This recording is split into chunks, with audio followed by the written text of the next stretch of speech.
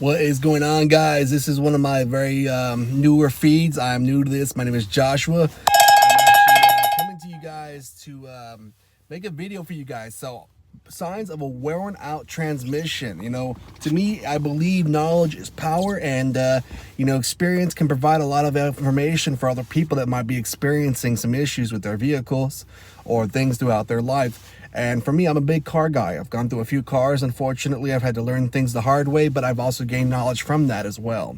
So we're going to talk about transmissions. Signs of a bad transmission. If you hear any type of whining going on when you're driving your vehicle, chances are you might want to check your fluid quickly before there is damage that starts to occur inside your transmission. Pull the dipstick out. Have your transmission filter checked and all the fluids checked. If it hasn't been serviced in the entire lifetime of the vehicle, I would err on the side of caution. Sometimes just having a simple service where you're putting a new filter in it and some fresh fluid, but keeping some of the old fluid in the vehicle is okay. In regards to maintaining a good, safe transmission. However, the damage that has unfortunately been caused, if you do a complete flush, will just completely damage the entire transmission as a whole. So listening to that whining sound usually indicates that you have a very low transmission fluid. Top it off, check it. If it's a sealed unit like most of the vehicles are today, take it in and have it checked and have it serviced. Make sure that the proper amount is in there. Over time, like oil and other things, fluid gets older, it starts to burn off, and it loses its ability to protect your all the moving parts in the vehicle. In this case, transmissions. Another one is clunking. If you hear any type of clunking when you drop it into each gear or when it shifts gears, chances are, again, you might want to be looking at first doing your own due diligence and checking your fluid level.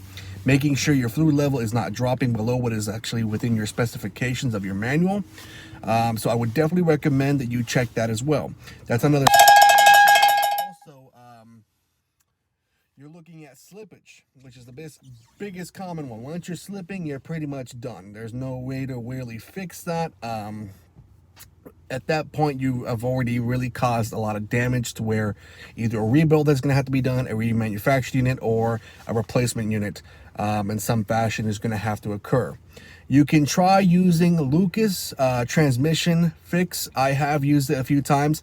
It provides enough for you to get home. So let's say if you had to drive 100 miles home, that sometimes can provide enough pressure with the chemical, because it's a very dense, a very thick fluid, and sometimes it can cause it where you can have a little bit enough to where it pressurizes it, it locks in, and then it actually will get you up to where the gears you want it to go. So I highly recommend you go ahead and you add that in your vehicle. If you're stuck and you're in a position where you're slipping, it's not holding any gears, and you're screwed and you're stuck and you're like, how am I going to get home? Adding some Lucas transmission fix won't fix the problem because the damage is already done. But it can sometimes, with the viscosity being so dense, will help add pressure and make it where it locks into place for you to be able to get enough to get home. So that's an obvious one, is slippage. Okay, another one is just listening to the vehicle. Okay, how does it feel when it shifts? How does it look on the gauge clusters when it actually shifts, when it downshifts, upshifts? If it doesn't downshift or upshift, is another one. Or if it's reluctant to downshift or upshift, chances are you are either low on fluid, your fluid's dirty, if your filter's dirty, needs to be replaced, or you're experiencing a bigger issue that is going to be requiring a lot more work.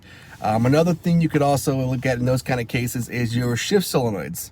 Shift solenoids are what are responsible for creating the shift points in your vehicle. So every time there's a shift, there's something that communicates with your computer to be able to get you to actually drop each individual gears.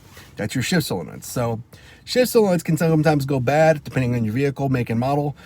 Sometimes they're easy to replace, sometimes they're complex as all hell. Either way, your transmission pan does have to be dropped to get access to those. They're usually underneath your filter.